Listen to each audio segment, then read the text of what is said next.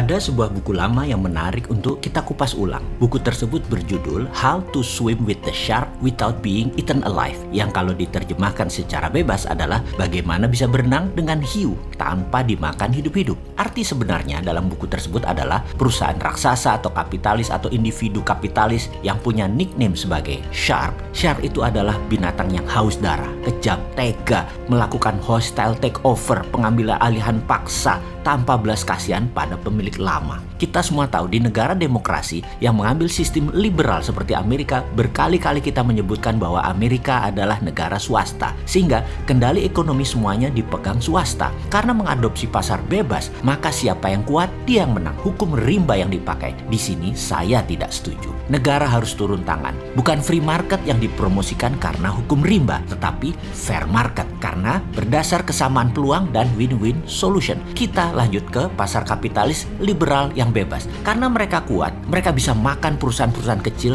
dengan harga nol. Anda bisa dibikin berhutang pada mereka dan tinggal diambil gratis. Itu muasal kata debt trap atau jebakan hutang yang dilakukan pertama oleh pihak swasta. Para shark inilah pelakunya. Kekejaman kapitalis tadi sampai sekarang masih ada, malahan tambah buas. Dan itulah business as usual dari para shark tersebut. Mereka berbungkus venture capital, berbungkus giant multinational company, private investor, hedge fund, dan banyak lagi nama mereka biar mereka terlihat baik, seksi, dan mitra terpercaya. Sebelum kita lanjut tentang pelajaran How to Swim with the Shark Without Being Eaten Alive, sebaiknya saya minta izin untuk sedikit lompat. Nanti kita balik ke topik di awal. Shark di dunia korporasi di negara barat sudah kelihatan. Maka ada buku yang sedang saya kerjakan di mana memerlukan waktu lama karena penelitiannya panjang, mengagumkan politik, bernegara, dan ekonomi makro-mikro. Judul buku ini sudah saya sebutkan berkali-kali. Buku ini adalah buku ketiga trilogi serial geopolitik dan geoekonomi yang nanti akan berjudul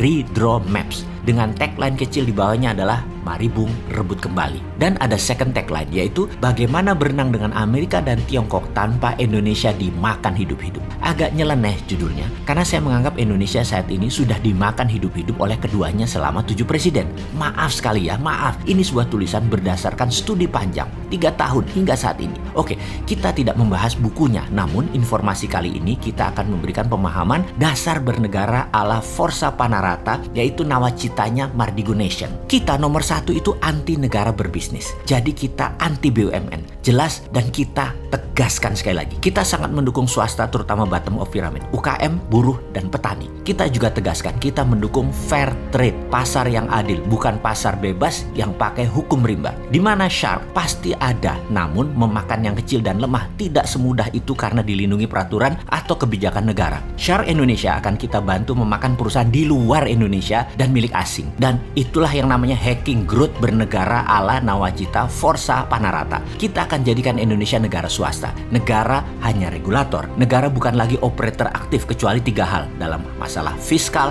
moneter, keamanan, dan pertahanan. Dijelaskan lagi, Departemen Pertahanan akan diubah menjadi Departemen Perang atau Warfare, DOW atau Department of War. Salah satu agenda DOW adalah membantu perusahaan swasta ekspansi ke luar negeri seperti VOC dibantu militer Belanda. Hanya militer kita bukan hard skill, keterampilannya lebih soft skill, persis seperti China Military Strategy. Ini yang disebut New Economic Warfare Strategy. Dengan New Economic Warfare Strategy China tadi, bahkan negara lain diinvasi saja, rakyat setempat plus pejabatnya serasa sedang dibantu, diperkaya, padahal harta mereka sedang dikeduk.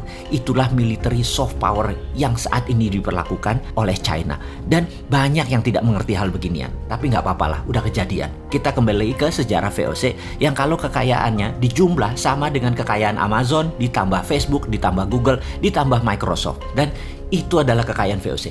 Tanpa military support, hard power yang kejam, VOC nggak bisa seperti itu. Misalnya seperti sejarah di Pulau Banda, penghasil nutmeg atau pala, yang saat itu memiliki 15.000 penduduk. Demi menguasai wilayah tersebut, pedagang Belanda ingin menguasainya, maka militernya di bawah JP Kun atau Jang Peter Sun Kun bisa bantai 14.000 penduduk Pulau Banda hingga saat itu tinggal 1.000 orang saja. Sekarang itu adalah cerita duka. Amerika selama 70 tahun masih pakai cara Belanda melindungi oil company-nya, internet bisnisnya, satelitnya, dan dolarnya. Namun sejak 2013 Amerika mendapat tantangan baru dengan strategi soft power dari Tiongkok yang banyak disukai pemimpin negara oportunis yang ingin cetak quick money. Miring ke Tiongkok itu ada dua ciri saat ini, yaitu negara-negara yang ambil obor, One Belt, One Road. Negara tersebut memang ambil Tiongkok sebagai bohir dan sponsor kekuasaan, atau negara tersebut lemah foreign policy-nya sehingga keduanya adalah termakan soft power military strategi menggunakan economic approach. Sahabat, mulai kebayangkan gambaran ke depan apa yang harus kita benahi